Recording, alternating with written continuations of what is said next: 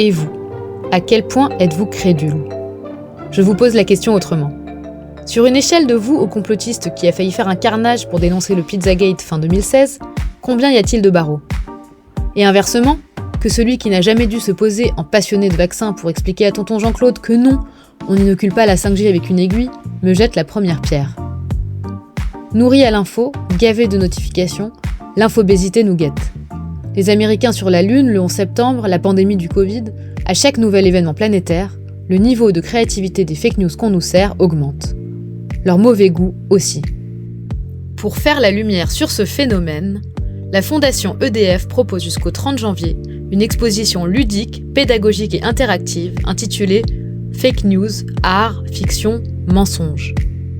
Au menu, un dispositif moderne fait de murs de LED, d'extraits de documentaires, d'interviews de spécialistes et d'installations artistiques. Pour les plus musicaux d'entre vous, un karaoké vous permettra même de pousser la chansonnette sur une parodie 2.0 du Poinçonneur des Lilas. Je suis le poinçonneur des lilas, le gars qu'on croise et qu'on ne regarde pas.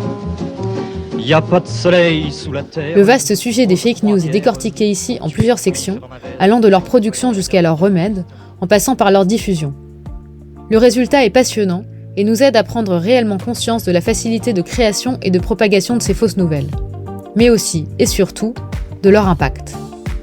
Car, même démenti, une fois l'intox logé dans la tête des gens, difficile de faire reset.